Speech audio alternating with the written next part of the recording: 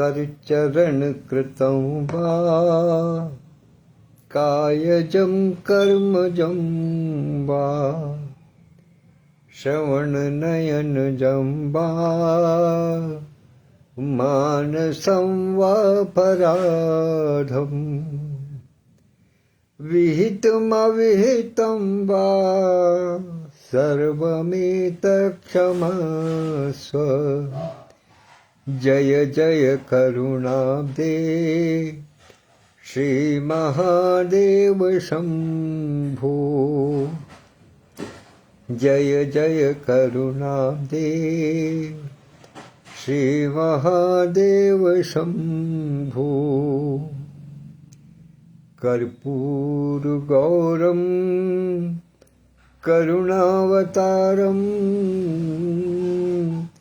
संसार सारम भुजगेन्द्रहारम सदा वसन्तं हृदयारविन्दे भवं भवानी सहितं नमामि भवं भवानी सहितं नमामि। भगवान भोलेनाथ को स्मरण करते हुए, उनकी चरण वंदना करते हुए आज के वाचन का प्रारंभ करते हैं। हृदयांगन संस्था के प्रमुख संरक्षक परमादरणीय आचार्य श्री श्री कृष्ण द्विवेदी जी को चरण स्पर्श करते हुए उनसे आशीर्वाद और अनुमति प्राप्त करके अभिवादन की श्रृंखला में स्मरण करता हूँ संस्था के संस्थापक और राष्ट्रीय महासचिव आदरणीय श्री विभूषण द्विवेदी जी को, संस्था की राष्ट्रीय अध्यक्ष डॉक्टर विद्युत प्रभा चतुर्वेदी मंजू दीदी को, हृदयांगन बीच का नामक पटल को मूर्त रूप प्रदान करने वाले आदरणीय श्री हरिवाणी जी को, संस्था के राष्ट्रीय उपाध्यक्ष आदरणीय डॉक्टर सत्यप्रकाश पांडे जी, संरक्षक मंडल के सभी सदस्यों, समिति के तमाम पदाधिकारियों को और हृदयांगन परिवार के सभी परिजनों को, हर आयु वर्ग के परिजनों को यथा योग्य अभिवादन प्रेषित करता हूँ। आशा करता हूँ कि सब प्रभु श्री राम की कृपा से अपने अपने स्थान पर सकुशल, सानंद और स्वस्थ होंगे। आइए कथा प्रसंग आगे बढ़ाते हैं। बिजनौर से अंकित उपस्थित हो गए हैं। सबसे पहले उपस्थित होने वालों में इन्हीं की संख्या रहती है, इन्हीं का नाम रहता है। बाकी सब भी धीरे धीरे करके उपस्थित होंगे। तो आइए, जब तक हम विगत दिवस में हमने जहाँ छोड़ा था उस बिंदु को स्पर्श करते हैं, तब तक मैं समझता हूँ कि हमारे कई प्रबुद्ध श्रोता, प्रबुद्ध साथी उपस्थित हो जाएंगे। तो आइए वहीं चलते हैं जहाँ कल विश्राम पाए थे कि सकल कला करि कोटि विधि हारे सेन समेत चली न अचल समाधि शिव को पेउ हृदय निकेत। सकल कला करी कोटि विधि। कामदेव के पास जितनी भी कलाएं थी, सकल अर्थात जितनी भी संभव उसके पास कलाएं थी, उन सबका एक एक बार नहीं, कोटि प्रयोग, कोटि कोटि, करोड़ों करोड़ों बार उनका प्रयोग किया कि हो सकता है कि इस बार कारगर ना हुई हो, अगली बार हो जाए। करोड़ों विधियों से उनका प्रयोग किया, लेकिन हारेव सेन समेत उनके सारे छल बल, सारे प्रपंच हार गए। उनकी सेना के जितने योद्धा थे वो सब परास्त हो गए। कोई भी युक्ति, कोई भी क्रम, कोई भी विषय, कोई भी वातावरण, किसी भी प्रकार की उक्ति काम नहीं आई।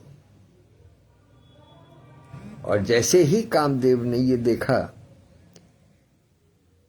कि भोलेनाथ की अचल समाधि चल नहीं हो रही है, अर्थात वो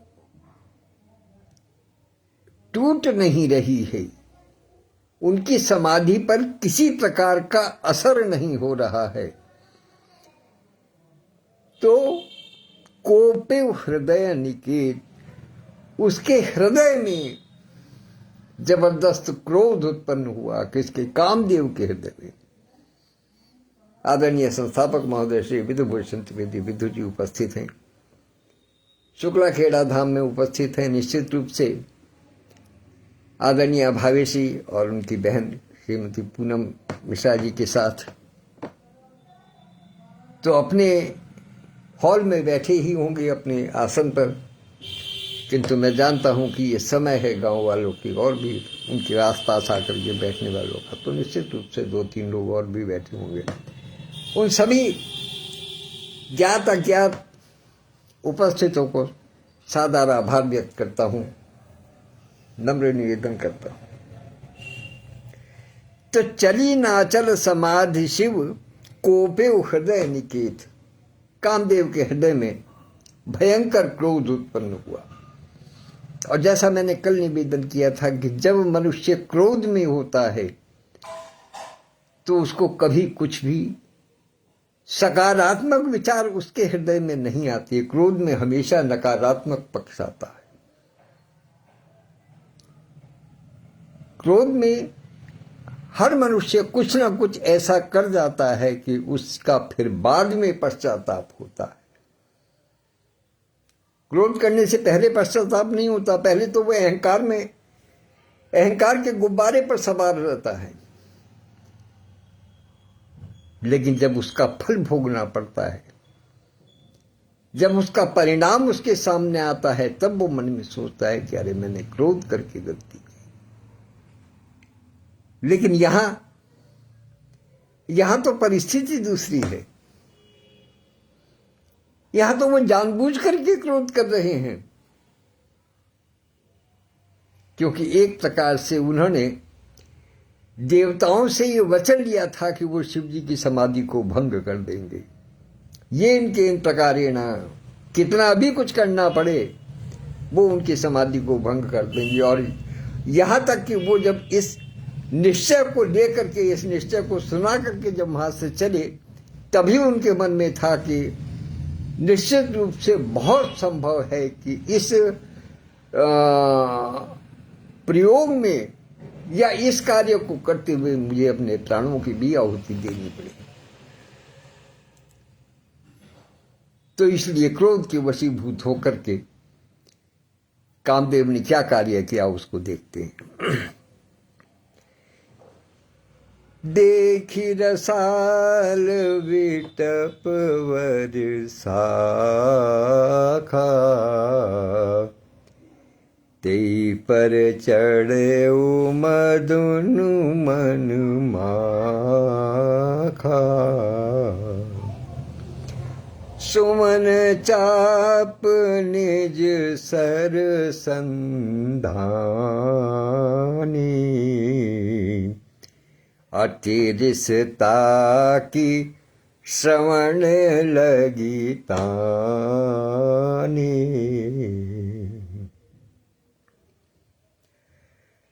देखी रसाल बिटप बर शाखा, कामदेव एक पास में खड़े हुए आम के वृक्ष में की शाखा पर जाकर के बैठ गए।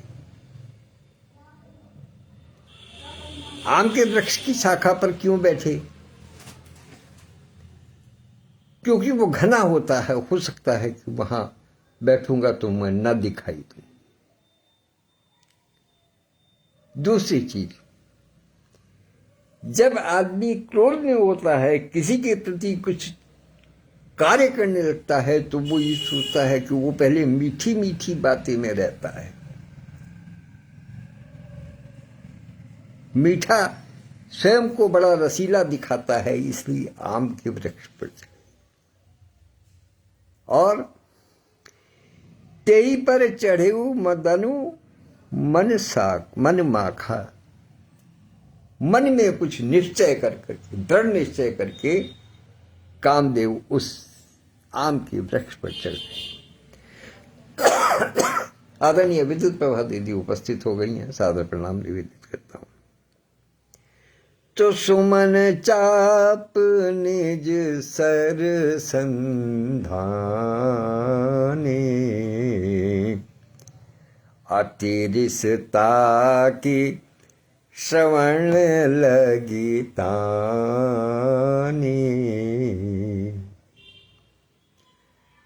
कामदेव ने क्या कहा कि उनका जो पुष्पों का जो धनुष था, कहते हैं कामदेव का धनुष पुष्प से जनित था, वो पीछे भी इसका वर्णन आया है। तो उन्होंने अपने बाण,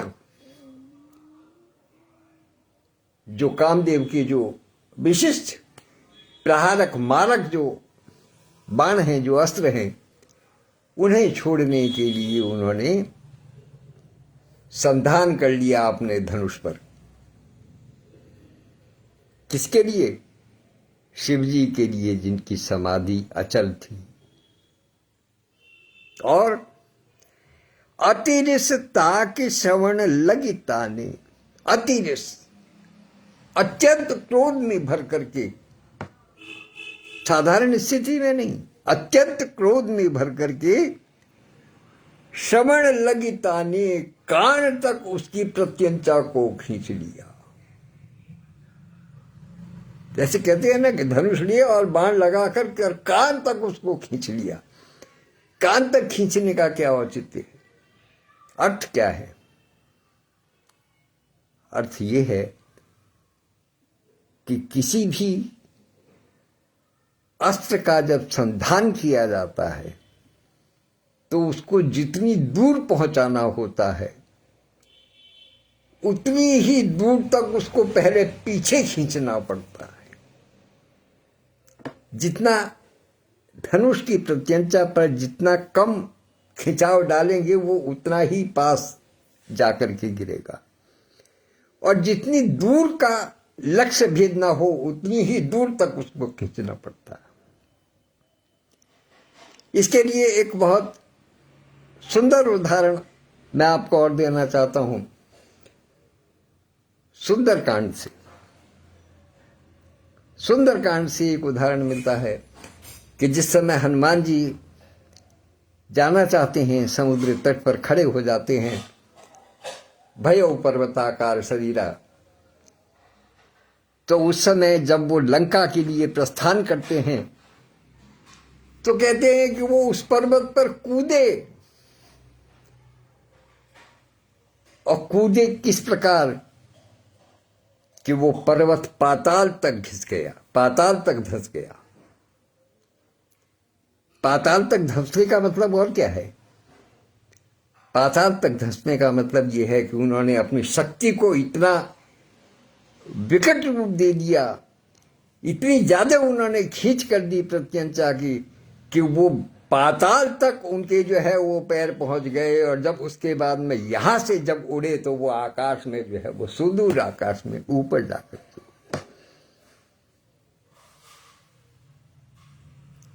जितनी दूरी की बात थी 100 योजन समुद्र को पार करना था हनुमान जी को। तो इसलिए 100 योजन पार करने के लिए उन्होंने अपने आप को पहले पीछे हटाया। पीछे क्या हटाया? उन्होंने जो कूदे वो अपना बल प्राप्त करने के लिए, अपना प्रक्षेपण प्राप्त करने के लिए, तो उनके पैर जो है वो पाताल तक पहुंच गए। तो वही स्थिति यहां है, क्योंकि कामदेव ये चाहता था कि हर किसी भी प्रकार से येन केन प्रकारेण शिव जी की समाधि टूट जाए, जो अचल समाधि है वो टूट जाए, इसलिए उसने अपने सारे जोर लगा करके बाण को जो है उसकी प्रत्यंचा को, अपने धनुष की प्रत्यंचा को कान तक खींच लिया। क्रोध में भरा हुआ था और उसने अधिक असर डालने के लिए उस प्रत्यंचा को उसने कान तक खींच लिया। तो छाड़े विषम बिसिख उर लागे, छोटी समाधि शंभु तब जागे। छाड़े विषम बिसिख उर लागे। कामदेव को पता चल गया था कि शिव जी की समाधि क्यों नहीं भंग हो रही। क्यों? क्योंकि उनके हृदय में रघुनायक, उनके इष्ट देव रघुनायक से राम विराजमान थे। उनसे संबल पाकर के वो समाधि लगा रहे थे, और जिसने राम से संबल पाया हो भला उसकी समाधि को कौन तोड़ सकता है।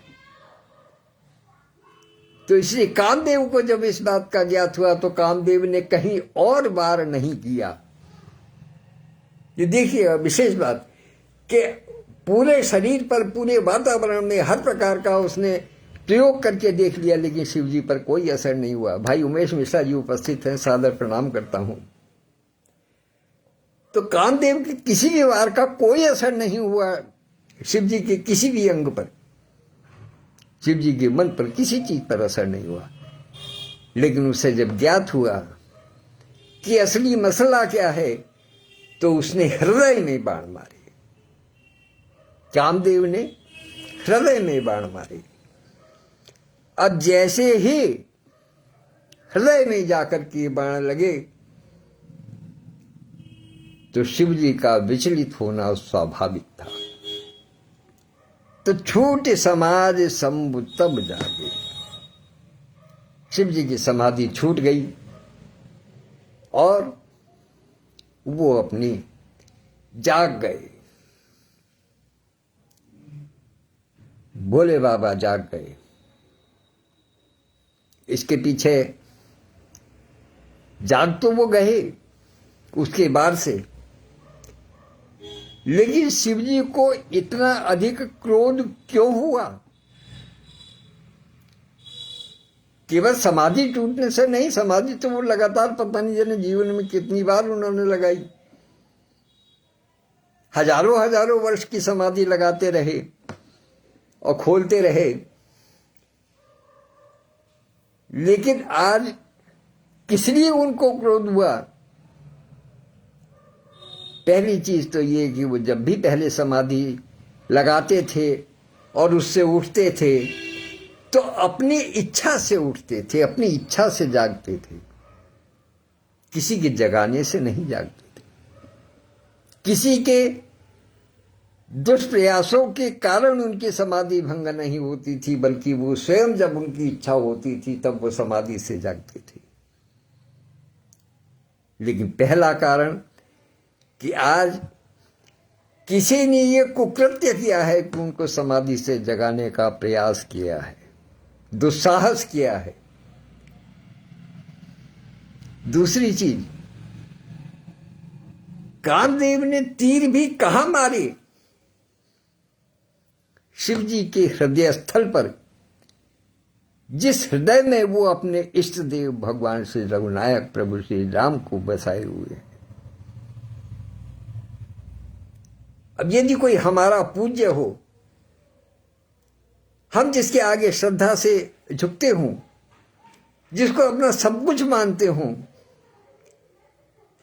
उस पर यदि कोई वार करेगा या कुछ कटु वचन कहेगा तो वो तो सहन किसी सूरत से नहीं हो सकते। तो शिव जी के क्रोध करने के ये दो मुख्य कारण थे, वरना समाधि तो पहले भी लगाते रहे और खोलते रहे। लेकिन आज जो समाधि टूटी है वो एक तो कामदेव ने हट करके तोड़ी है, और दूसरी उसने जो तीर मारे हैं वो प्रभु श्री राम की तरफ मारे हैं, हृदय पर वार किया है, जिनके हृदय में रघुनायक श्री राम बसते हैं। तो भयउ ईश मन क्षोभु बिसेकी, नयन उघार सकल दिशि देखी।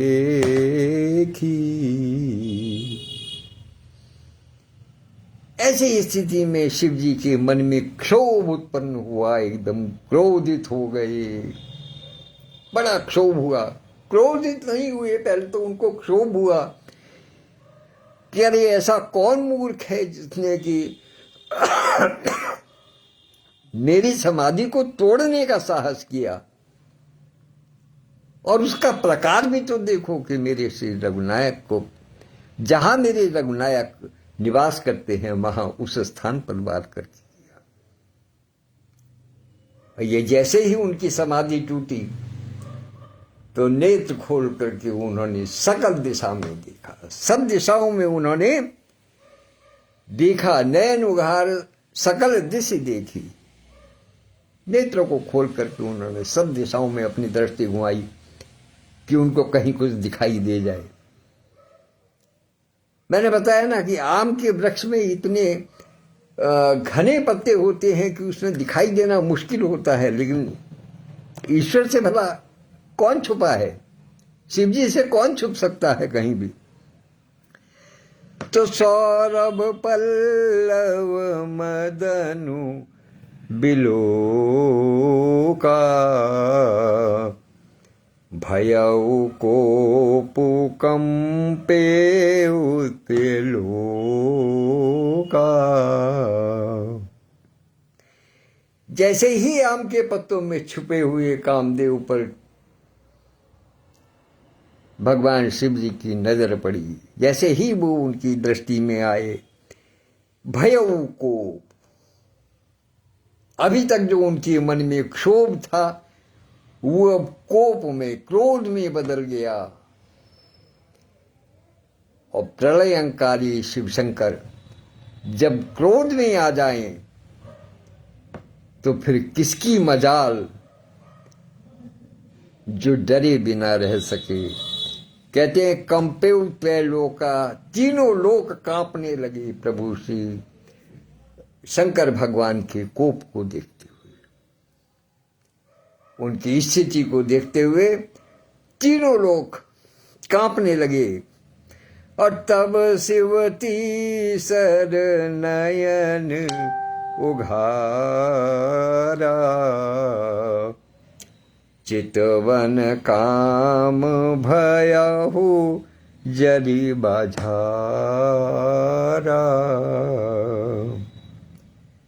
तो जैसे ही शिव जी की निगाह कामदेव पर पड़ी, उनका तुरंत क्रोध के कारण तीसरा नेत्र खुल गया, और तीसरा नेत्र खुलते के साथ ही कामदेव अग्नि में जलकर भस्म हो गया, छार हो गया, जलकर भस्म हो गया, राख बन गया, राख की एक ढेरी भर बन गया। चितवन काम भयउ जरि छारा, जल करके भस्मीभूत हो गया कामदेव। तत्क्षण जैसे ही भोलेनाथ ने अपना तीसरा नेत्र खोला, सुषमा जी उपस्थित हो गई, सादर प्रणाम करता हूं। तो हाहाकार भयहु जग भारी,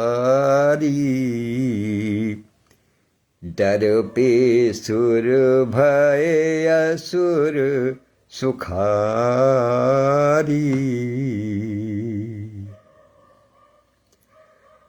जगत में हाहाकार मच गया और देवता डर गए और दैत्य सुखी हो गए। क्योंकि कहते हैं ना कि दुश्मन का दुश्मन अपना मित्र होता है और मित्र का दुश्मन अपना भी दुश्मन होता है। तो देवताओं के मन में जो एक उन्होंने परिकल्पना की थी वो ये थी कि जो उनकी योजना थी वो ये थी कि जैसे ही कामदेव जो है वो शिव जी मतलब शिव जी की समाधि जैसे ही भंग होगी हम तुरंत जाकर के शिव जी से विनती कर लेंगे और कुछ भी अनिष्ट होने से बच जाएगा। लेकिन वहां तो उनको समय ही नहीं मिला कि वो कुछ सोच सकते या अपनी योजना पर कुछ क्रियान्वयन कर सकते। उन्होंने तो शिव जी ने तो जैसे ही कामदेव को देखा उन्होंने तुरंत अपना तीसरा नेत्र खोल दिया और वो क्षण भर में क्या क्षणांश में जो है वो जल करके भस्म हो गया। उसको बचाने का कोई साधन नहीं हुआ। अब केवल बचता नहीं बचता वो एक अलग बात थी, लेकिन देवगण ये भी जानते थे कि शिव जी से ये बात भी छुपेगी नहीं कि इसको किसने भेजा था। इसलिए देवता लोग डर गए कि भगवान भोलेनाथ क्या कहेंगे, और कहेंगे की बात नहीं, वो फिर हमारे साथ क्या करेंगे जब उनको इस पूरी सत्यता की जानकारी होगी। तो इसलिए देवता थर थर कांपने लगे, डर गए। और जिस कारण कोई भी हो ये शत्रु थर थर कांपता है तो हमारे मन में संतोष होता है, हमें सुख प्राप्त होता है। तो इसलिए देवताओं के डर जाने के कारण राक्षस लोग जो हैं वो सुखी हो गए। उनके मन को बड़ा संतोष प्राप्त हुआ कि आज जो है वो देवता डर गए। और समुझ काम सुख सोच ही भोगी, भय अकंटक साधक जोगी। इस एक काम से जो कामदेव के भस्मीभूत होने का जो काम हुआ, इस एक काम से कितने कितने काम हुए। देवता डर गए, दैत्य प्रसन्न हुए। और क्या है कि समुझ काम सुख सोचई भोगी, जिनके मन में वासना थी, जिनके मन में काम सुख भोगने की इच्छा थी, उन्होंने जब देखा कि कामदेव भस्म हो गए तो उन्होंने पीछे जो सुख भोगे थे काम के कारण, वासना के कारण, कामना के कारण, वो उनको सोचने में लग गए। वो उसको सोचते हैं कि हाँ कितना आनंद था पहले, बहुत आनंद था पहले, लेकिन अब नहीं मिल पाएगा। लेकिन क्या अब आगे मिले ना मिले, हम पीछे वाले को ही सोच करके सुख प्राप्त करते रहेंगे। मनुष्य की भी ये स्थिति है, वो अपने अतीत को सोच सोच करके सुखी होता रहता है। ये नहीं देखता कि आगे क्या हो रहा है या आगे क्या होगा, उसको नहीं देखता। अपने अतीत के विषय में सोच करके ही सुखी होता रहता है। तो वही वासना से भरे हुए, कामनाओं से भरे हुए, काम के वशीभूत हुए लोगों को जो है वो सुख प्राप्त होने लगा। वो उसको सोचने लगे और सोच सोच करके ही वो सुख प्राप्त करने लगे। लेकिन भय अकंटक साधक जोगी, लेकिन जो सच्चे साधक थे, जो वास्तव में जोगी थे, योग थे, जो साधना रत थे, वो अकंटक हो गए। अर्थात उनके मन का भय जाता रहा। क्योंकि जैसे पीछे बताया था कि जो ज्ञान, ध्यान, वैराग्य, तप, यज्ञ, जितने भी सत्कार्य थे, वो सारे ज्ञान और विवेक जो है वो वेदों के अंदर की बात हो गई, वो बाहर रहे नहीं। काम ने ऐसा वशीभूत किया सबको तो इसलिए जब उन्होंने देखा कि कामदेव नष्ट हो गया है, वो भस्मीभूत हो गया है, तो जितने योगी थे, जितने सत्पुरुष थे, सज्जन थे, वो सब प्रसन्न हो गए, अकंटक हो गए। उन्हें लगा कि बस अब तो काम जो है, अब तो जब कामदेव ही समाप्त हो गया तो अब आगे को हमें जीवन में कभी भी कोई कष्ट नहीं आएगा, ऐसा सोचने लगे। तो जोगी कंटक भये, पति गति सुनत रति मूर्छित भई। रोदति बदति बहु भांति, करुणा करनि शंकर पहि गई। अति प्रेम करि बिनती, विविध विधि जोरी कर सम्मुख रही। प्रभु आशुतोष कृपाल, शिव अबला निरखी बोले सही। तो जोगी तो इस बात को सुन करके, देख करके अकंटक हो गए।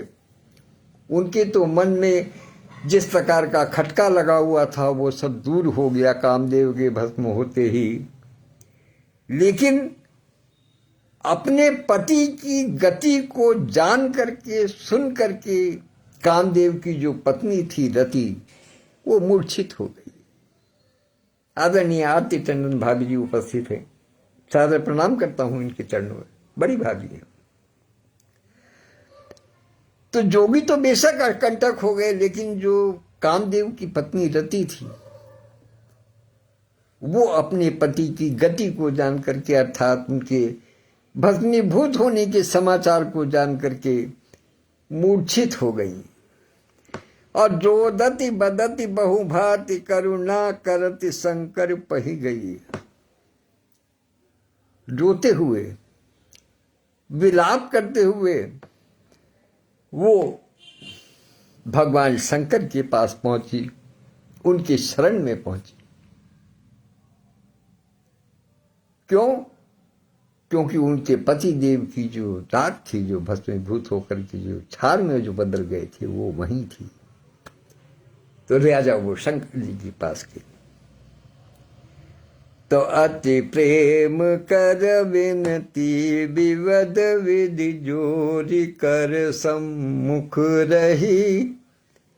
बड़े प्रेम से, बड़े ही विनम्र भाव से उनके सामने खड़े होकर के उन्होंने हाथ जोड़े, और हाथ जोड़ करके उन्होंने विनती की, प्रभु आशुतोष कृपाल सित, प्रभु आशुतोष कृपाल, शिव अबला निरखी बोले सही। तब जब भोले भंडारी ने देखा कि कामदेव की पत्नी रति दुखित मन से रोते हुए और विनती करते हुए आई है सामने, और हाथ जोड़ करके विनय भाव से खड़ी हुई है, तब शिव जी ने कामदेव की पत्नी यति को अबला जान करके, अबला तो थी ही, जिसके पति का जो जिसका पति भस्मीभूत हो गया, वो अबला नहीं तो फिर और कौन है? वो तो अबला थी, तो उसको अबला जान करके भगवान शिव ने उसके प्रति निवेदन किया। क्या निवेदन किया? सांत्वना देने वाले शब्दों में उससे बात कही। क्या कही? कि अब ते रति तव नाथ कर, होए नामो अनंग, बिनु बपु व्यापहि सबहि पुनि, सुन निज मिलन प्रसंग। उन्होंने कहा कि रति, तुम व्यर्थ चिंता मत करो। कामदेव का शरीर नहीं रहा है, किंतु वो बिना शरीर की अनंग, अर्थात बिना शरीर धारण किए हुए वो सब जीवों में व्याप्त रहेगा। ये मेरा आशीर्वाद है उसका। शिव जी ने तुरंत आशीर्वाद दिया कि वो सब जीवों में बिना देह धारण किए हुए वो व्याप्त रहेगा। ये मेरा आशीर्वाद है। और सुनो निज मिलन प्रसंग। और अब मैं तुम्हें बताता हूं कि वो तुम्हें किस प्रकार से तुम्हारी भेंट होगी उससे। चूंकि स्त्री के लिए जो सबसे बड़ा सौभाग्य है वो क्या है कि उसके पति के दर्शन हो। तो शिव जी ने कहा कि उसके दर्शन तुम्हें कब होंगे और कैसे होंगे उसकी भी बात मैं तुम्हें बताता हूं। लेकिन अब तुम्हारे जो पति हैं वो सब जीवों में अनंग रूप में बिना देह धारण किए हुए सबके हृदय में, सबके चित्त में, सब जीवों में व्याप्त रहेंगे। ये मेरा आशीर्वाद है। तो क्या कहा उन्होंने, विधि क्या बताई कि मिलन की क्या रीति है कि जब यदुवंश कृष्ण अवतारा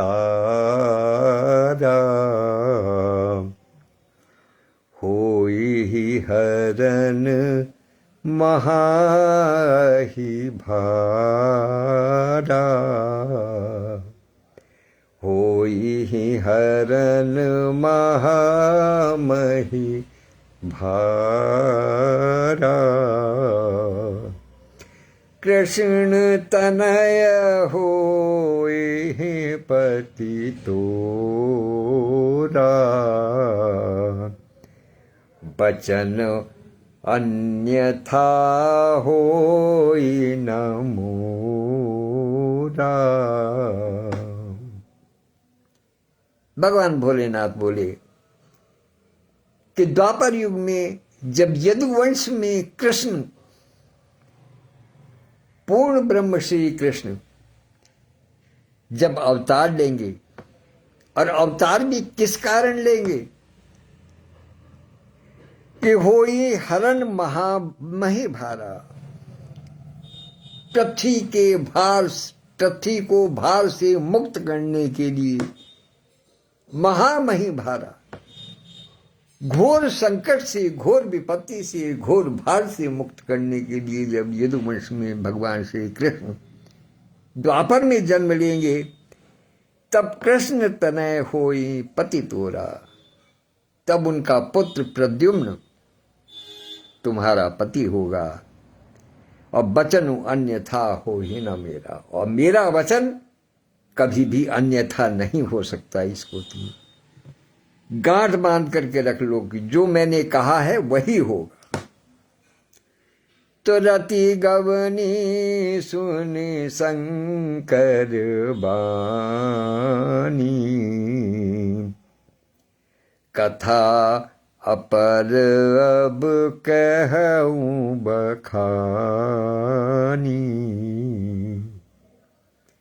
रति तो इतना आश्वासन पा करके चली गई, और अब इसका आगे की कथा का वर्णन करते हैं कि देवन समाचार सब पाए, ब्रह्मादिक बैकुंठ सिधाए।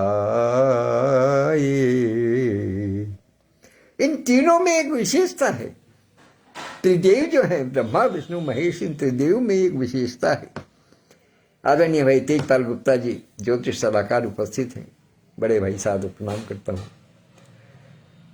तो इन तीनों में एक विशेषता है कि जैसे ही कोई संकट आता है, किसी पर भी संकट आता है, देवताओं पर जब संकट आता है, कोई भी कारण बनता होता है, जब भी मंत्रणा करनी होती है, और कोई एक जब कहीं किसी स्थान पर जो है वो व्यस्त होते हैं,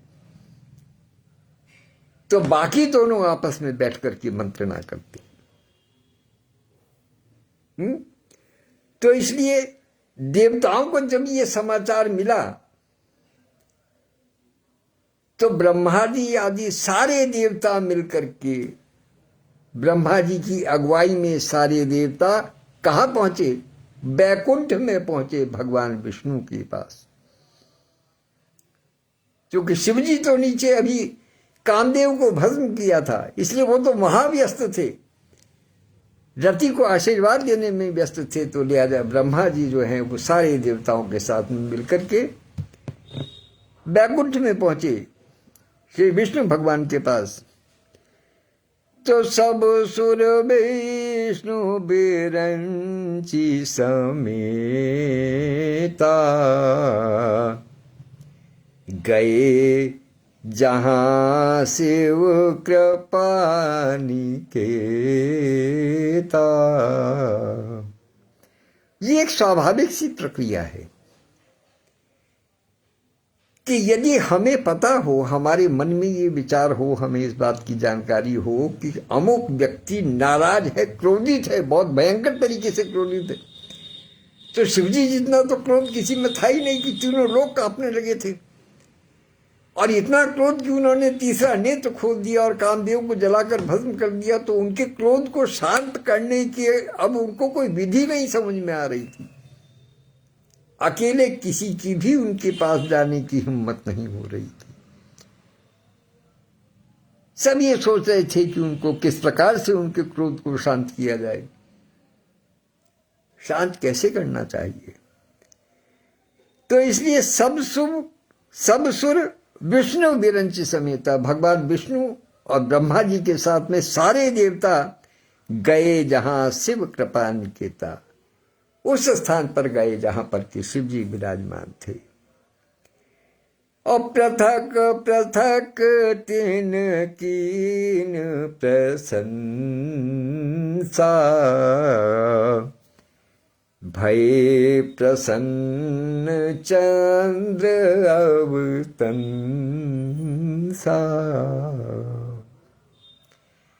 पृथक पृथक सबने अलग अलग, किसी एक पर भार नहीं दिया कि नहीं हमारे डेलीगेशन के हेड जो है वो तुम हो, तुम्हें ही बात करनी है। नहीं, सबने अलग अलग अपने अपने प्रकार से शिव जी की प्रशंसा की, उनके गुणों का गान किया। और जब सबने ये चेष्टाएं की तो शिव जी महाराज प्रसन्न हुए। भये प्रसन्न चंद्र अवतंसा, जिन्होंने चंद्रमा को अपने शीश पर धारण किया हुआ है, उसको सम्मान प्रदान किया हुआ है, वो प्रसन्न हो गए। तो बोले कृपा सिंधु ब्रश के तू, कहु अमर आए के ही हेतु, कह विद तुम प्रभु अंतर जामी, तदपि भगति बस बिन बहु स्वामी।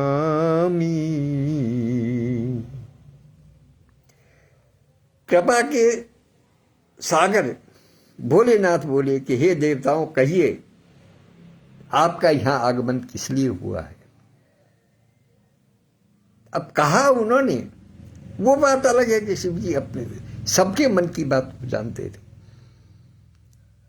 कोई ऐसा प्रश्न नहीं है, कोई ऐसी समस्या नहीं है, कोई ऐसा विषय नहीं है जिसके अंतिम हल तक की जानकारी भगवान शिव के पास न हो। कोई ऐसा कारण नहीं है, कोई ऐसा इतिहास नहीं है, कोई ऐसी विषय वस्तु नहीं है जिसकी हल की जानकारी शिव जी के पास ना हो।